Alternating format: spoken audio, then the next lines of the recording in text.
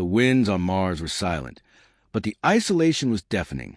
The soft hum of the habitat's life support system was the only sound that ever broke the eerie quiet. Inside the colony, a handful of humans moved like ghosts, their every action dictated by the relentless, cold laws of survival. Out here, on the barren red plains, humanity was alone, entirely alone, save for the artificial systems that kept them breathing, eating, and living. This was the reality the first Martian colonists had embraced. The colony, established just over a year ago, was a fragile experiment in human endurance. No one had expected it to be easy, but none of them had anticipated just how brutal it would be. The first few months were full of excitement, a sense of adventure. There was something magnetic about being pioneers, about being first to set foot on another world. The promise of discovery, the legacy of their names etched into history. This was why they had volunteered, why they had trained for years in simulation after simulation. But now, as the days stretched into months, the novelty had faded, and the overwhelming weight of survival had set in. Among them was Captain Naomi West, the colony's leader, a woman whose face was as defined by determination as it was by the scars of an unforgiving environment. Before Mars, she had been an astronaut with NASA, her reputation as a skilled pilot and problem solver unchallenged. But leading a colony? That was a different beast entirely. Her days were filled with decisions that could mean the difference between life and death. Decisions that she couldn't always make in the comfort of a control room with thousands of miles of safety between her and the problem. Naomi had been here from the start. She watched the first habitat module land, watched as it was painstakingly pieced together like a puzzle, and then, once the airlock sealed behind her, she'd watched Earth vanish from view, becoming a distant blue in the sky. There was no going back. She had been prepared for this, but no amount of training had prepared her for the strain of leadership. The team was small, only 15 people, but every person had their role, and when one of them faltered, the ripple effect threatened to undo months of progress. There was Dr. Elijah Rook, the colony's chief medical officer. A brilliant biologist and physician, Elijah had been selected for his knowledge of astrobiology and medicine in extreme environments. At first, he had been calm, collected, a pillar of rationality when others faltered. But over time, the isolation had worn on him. His dry humor had faded, replaced with terse comments and a growing weariness. When one of the colonists fell ill or suffered an injury, it was always him who patched him up, only to face the agonizing reality that, should something more serious happen, there was no hospital, no advanced treatment. There was just him and his limited resources. Then there was Sophia Liu, the colony's agricultural engineer. It was her job to grow food, to ensure the colony never ran out of the basics. Potatoes, wheat, and the small but essential fruit they had managed to cultivate in their hydroponic farms. When she had arrived on Mars, her optimism was infectious. She saw herself as the future of Martian life, the person who would make sure they didn't starve. But now, after months of battling the elements, the equipment failures, and the constant fear that one malfunction could mean death by hunger, her optimism was wearing thin. Sophia was still a believer, but her faith was fraying at the edges, her once bright smile now replaced with quiet, focused determination. And then there was Quinn Harper, the colony's communications officer. He was a quiet one, always on the edge, always monitoring the radio for incoming signals from Earth. They hadn't received any meaningful communication in weeks. At first, it was just a matter of timing. Earth was too far away. The signals took longer to reach them. But as the days turned into months and the transmissions grew sporadic, Quinn began to wonder if Earth had given up on them. Had they been forgotten?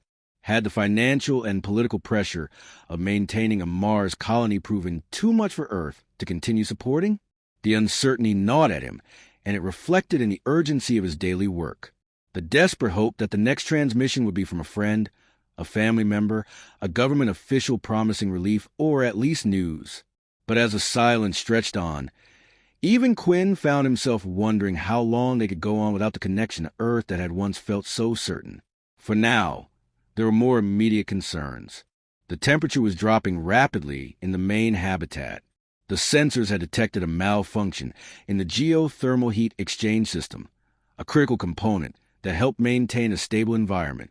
Naomi had a sinking feeling in her gut when she received the report. It was something they couldn't afford to fix right now. The colony was operating on limited resources, and there was no backup system. The repair would take days, and that was only if everything went perfectly. "Captain," Elijah's voice crackled over the intercom. "We've got a situation.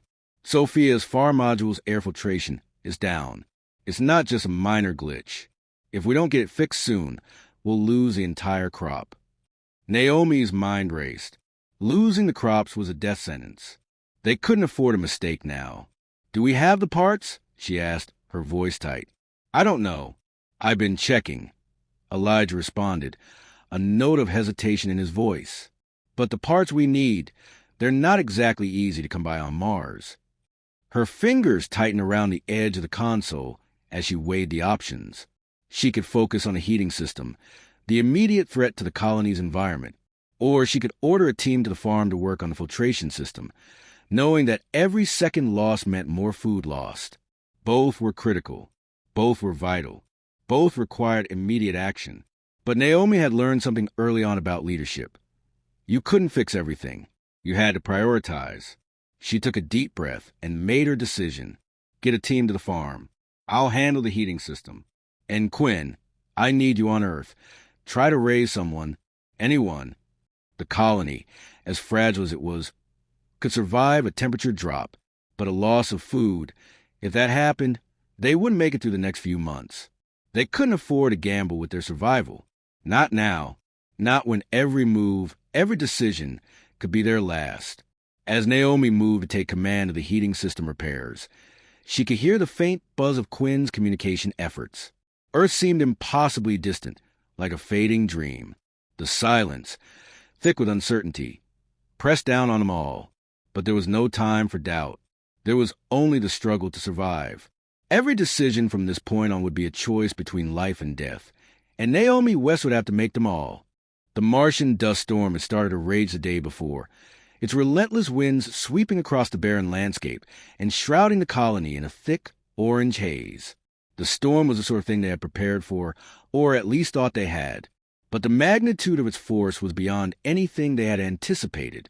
The colony's solar panels were barely generating enough power to keep the essential systems running, and for the first time in months, the air in the habitat felt heavier, more oppressive. Naomi West paced command center, her eyes flicking from the readouts to the large window that looked out over the barren Martian landscape, now barely visible beyond the swirling storm. "How bad is it?" she asked, her voice steady, betraying none of the concern gnawing at her insides. Quinn Harper, hunched over his console, didn't look up. He kept his focus on the communication screens, his fingers tapping nervously on the keys. "Worse than we expected. The storm's blocking any satellite relays, and the temperature's dropping faster than predicted. We've lost contact with Earth." His words were blunt, but the undercurrent of worry in his voice was undeniable. Naomi exhaled slowly, pushing back the creeping sense of dread that had begun to claw at her chest. Losing contact with Earth wasn't just an inconvenience. It was a sign that something was very wrong. The colony had been operating under the assumption that Earth would always be their lifeline, their link to the outside world. But this storm was shattering that illusion. They were more alone now than they had ever been. Elijah Rook, the colony's chief medical officer, entered command center, his face pale. His usually calm demeanor was cracked, the weight of their isolation showing in his eyes. "We've got another issue," he said, his voice strained. "Sophia's developed a high fever. She's complaining of dizziness and extreme fatigue. It could be a reaction to the air filtration system malfunction, but it's hard to tell with all the variables.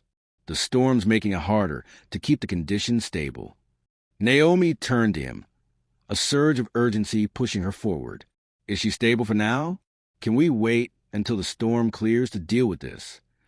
Elijah shook his head. "No, her symptoms are worsening. I'm worried it's something more serious, maybe an infection or a complication from the environmental conditions. I've started treatment, but we're going to need more resources than we have here to make sure she pulls through." Sophia Liu, the colony's agricultural engineer, was a vital part of their survival. Without her expertise, their ability to grow food, anything at all, would be severely limited.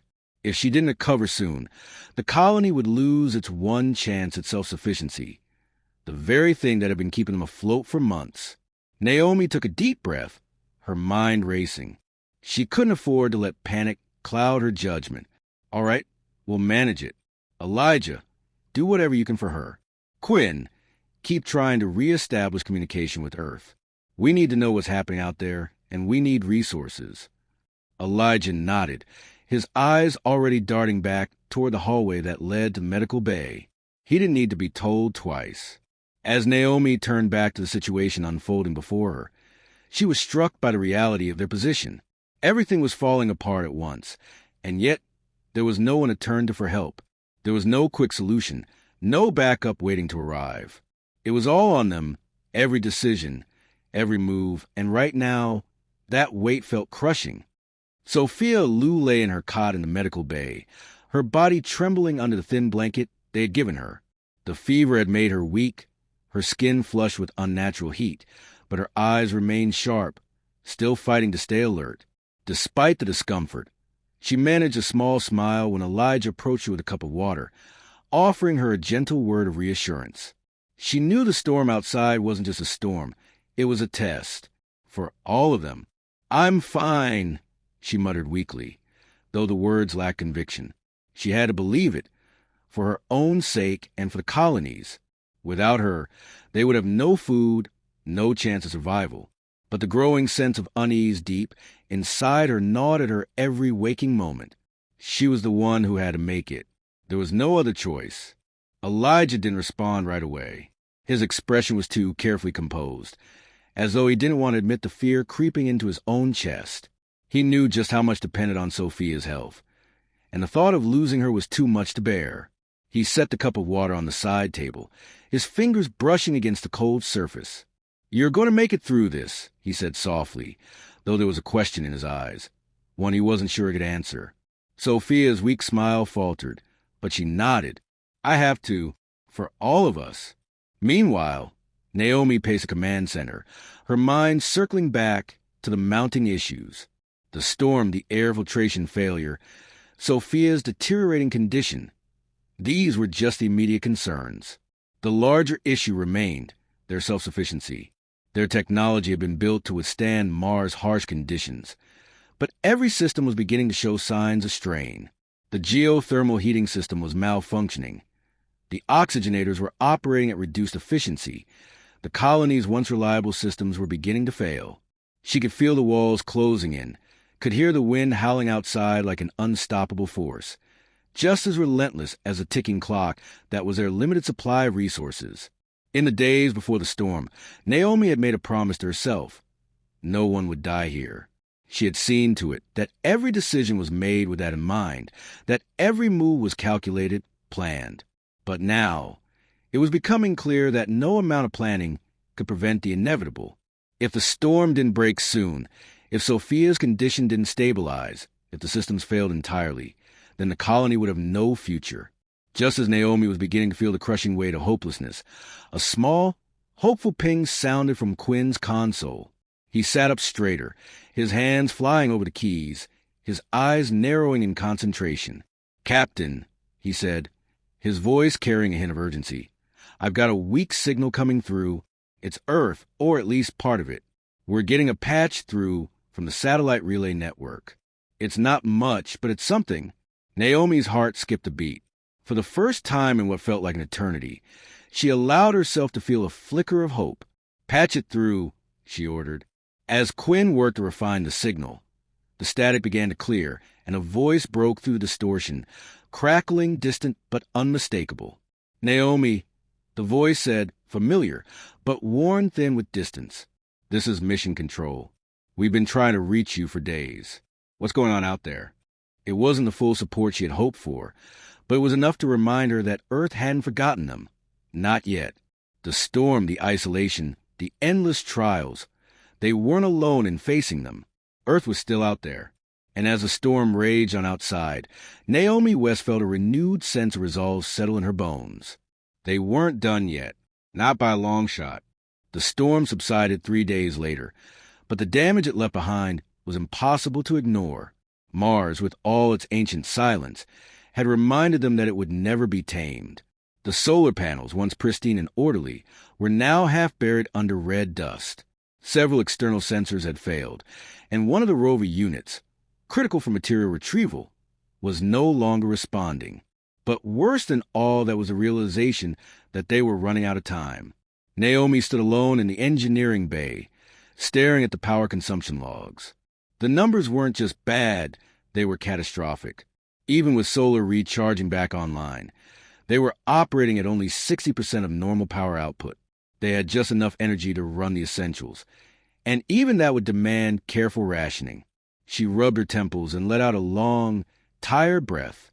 Sleep had become a luxury none of them could afford. Not when the colony was on the edge of collapse. Behind her, Quinn entered, carrying a tablet loaded with fresh diagnostic reports. He handed it over without a word, and she knew from his expression that it wasn't good news. "They're draining faster than we thought," he said quietly. "The reserve cells have degraded more than the models predicted. We won't make it through another storm like that." Naomi scanned the figures, her eyes narrowing. "An Earth. They're working on a supply drone. They say it could be here in 60 days, but the launch window's tight. One miscalculation and it gets delayed another month." He hesitated. "They're asking if we could hold out until then." She didn't answer right away. 60 days.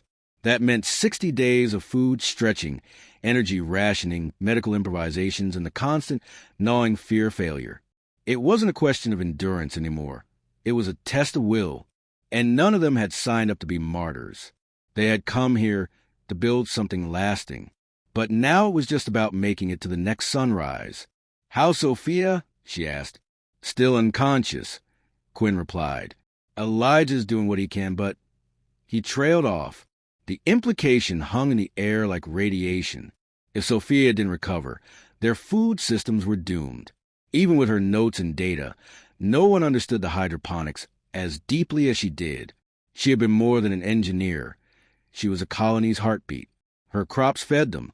Her voice had kept them calm, and now her silence was louder than any storm. Naomi left the engineering bay and moved down the narrow corridor that led to the med bay. The walls hummed softly with electricity, barely enough to run the heaters and filtration systems now. She passed Elijah, who sat slouched outside the medbay door, his eyes bloodshot, his medical journal open in his lap. "You need to sleep," she said, crouching beside him. Elijah shook his head. She seized earlier.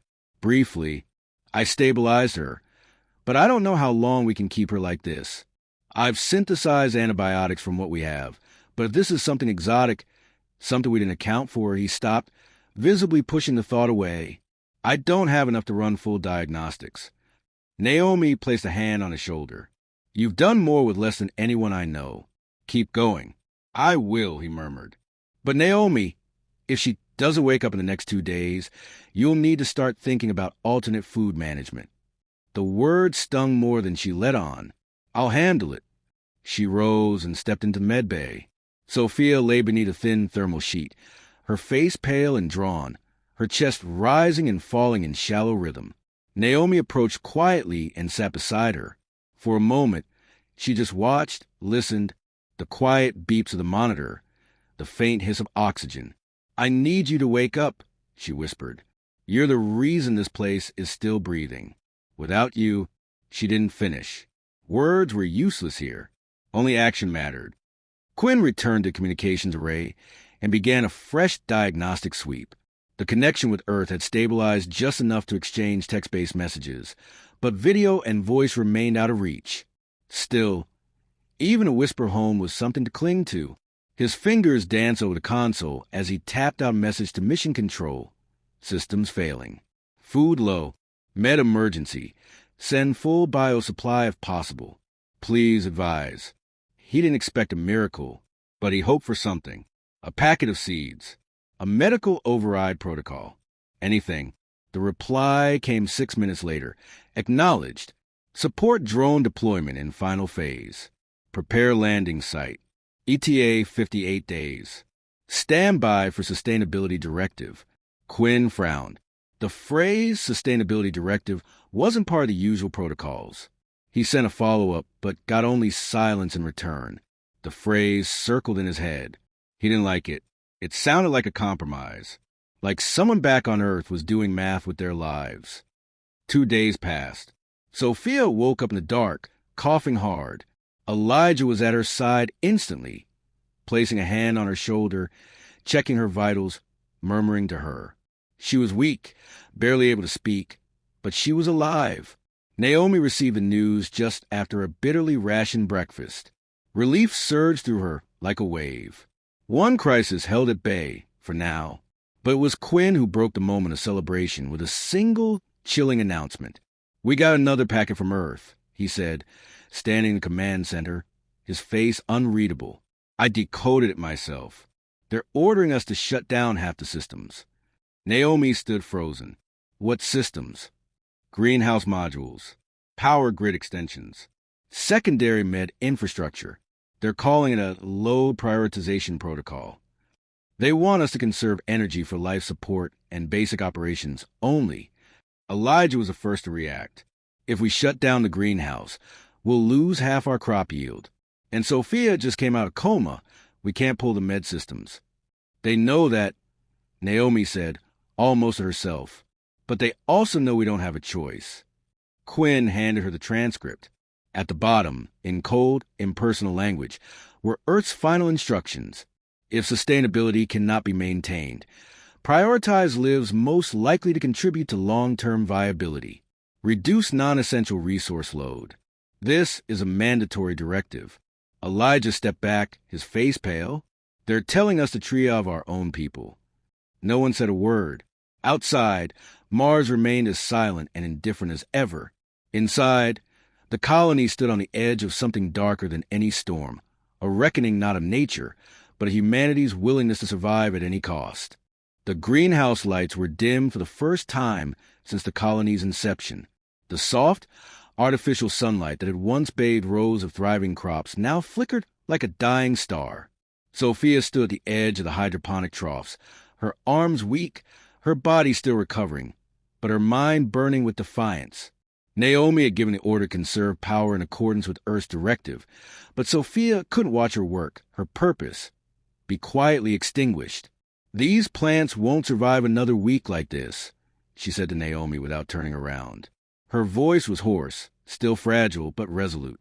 "Cutting power to the greenhouse is a death sentence for all of us, not just the crops." Naomi stood a few feet behind her, arms crossed tightly against her chest. She'd slept 2 hours in the past 36. Her face was pale, the muscles around her eyes taut with exhaustion. "We don't have a choice. You've seen the numbers. We need power for air, water, heat. We need food, too," Sophia cut in. She turned, leaning heavily on the railing. "You think we're going to make it 60 days on freeze-dried leftovers and half rations?" Naomi didn't answer. There were no good answers left. Quinn entered, breathless, from the corridor. "I ran another diagnostic on the reactor cells.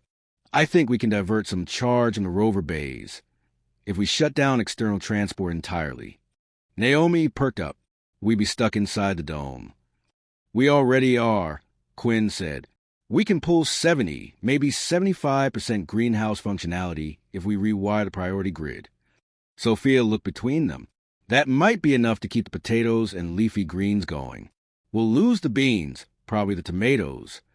Naomi gave a tight nod. "Do it. We gamble now or we don't get a second round." For the first time in days, a sliver of hope returned to the command center. Not a solution, but a delay. A breath. One more day to survive. Later that evening, Elijah sat with a data pad in hand, reviewing Sophia's vitals again and again. The fever hadn't returned, but something still didn't sit right. She was too weak. Her immune responses too slow.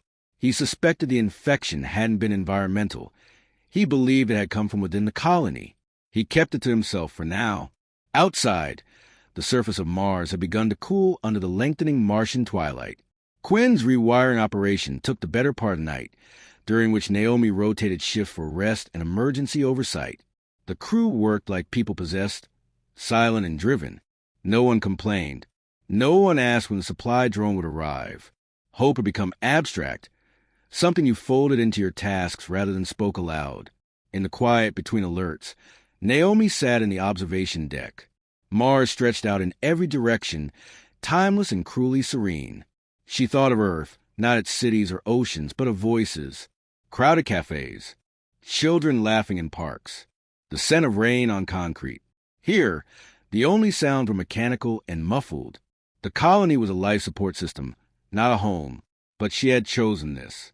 They all had, and now they would either make something of it or become another forgotten mission in humanity's long, arrogant history of conquest. On the morning of the 42nd day, everything changed. It began with a tremor, subtle at first, just a gentle shake through the flooring, like the shiver of a settling structure. Then came the pressure fluctuation. Naomi and Quinn were in the command center when the first alarm sounded. Habitat dome integrity compromised. Sector C, greenhouse module. Quinn called, scrambling to pull up the internal camera feeds. The footage was shaky, flickering with static, but the breach was clear. A microfracture had formed in the greenhouse's outer seal, likely weakened by the earlier storm, and now pushed past its limit by internal pressure. "Seal it!" Naomi shouted. "Working on it," Quinn replied. His fingers blurred over the keys. "Backup clamps aren't responding. Manual override required." "I'll go," Naomi said. "Already moving." "Keep the path clear." "You can't go alone," he started, but she was already gone. She raced down the corridor, grabbing a partial pressure suit from the emergency locker. She wasn't fully protected, but she didn't have time to get sealed up properly. The fracture had to be sealed before it turned into a rupture. She entered Sector C. The air was colder here, thin and sterile. The greenhouse lights had dimmed even more, casting long, mournful shadows across wilting plants. She found the breach, a spiderweb of cracks in the dome's curve, just above the nutrient control line. She activated the sealant injector, but the system sputtered and hissed. The pressure was already dropping too fast. "Quinn!" she barked into the comms. "I need more pressure from the override. 10% now. 10% risks further rupture." "I don't care. Do it." The hiss became a roar as internal pressure pushed outward. Naomi jammed the sealant hose against the fracture, holding it steady. Slowly, the cracks began to fill, the white polymer foam hardening instantly in the cold. Alarms began to silence. She held her breath until the readout flicked from red to green. Containment secured. When she returned to the command center, hair damp with sweat, hands shaking, Sophia was waiting. "You didn't have to do that yourself," Sophia said quietly. "I did," Naomi replied, "because if this place fails, I need to know I did everything I could." Sophia nodded once, eyes glassy. "You did, and I'll do the rest." The next 3 days passed in a blur. Sophia, still weak, worked side by side with Quinn in the greenhouse, finding new ways to stretch water, recycle heat, and accelerate growth cycles. Elijah rotated sleep in short bursts, constantly monitoring for any signs of viral mutation or new infections. Naomi coordinated systems, negotiated every watt of energy, every gram of oxygen. Together, they began to feel less like a crew and more like a body, each person vital, each movement deliberate. On the 55th day, just as dawn broke over the crater rim, a sensor pinged. Quinn was the first to notice it. He looked up slowly, not daring to believe it at first. "Naomi, we've got a blip. Fast moving. Atmospheric entry." She moved beside him, eyes wide. "Telemetry? Automated guidance. It's the drone." He turned the signal outward. On the horizon, a bright streak cut through the atmosphere, glowing against the thin Martian sky. It was real. The drone landed 20 kilometers west of the colony, just beyond the western ridge. They couldn't retrieve it immediately. The rover was still down, but the message it carried blinked bright across the screen. Resource delivery complete. Remain stable. Crew survival is priority. Naomi exhaled for what felt like the first time in weeks. They weren't saved yet, but they weren't dying today either. Outside, the sky began to brighten, pale gold stretching over the horizon.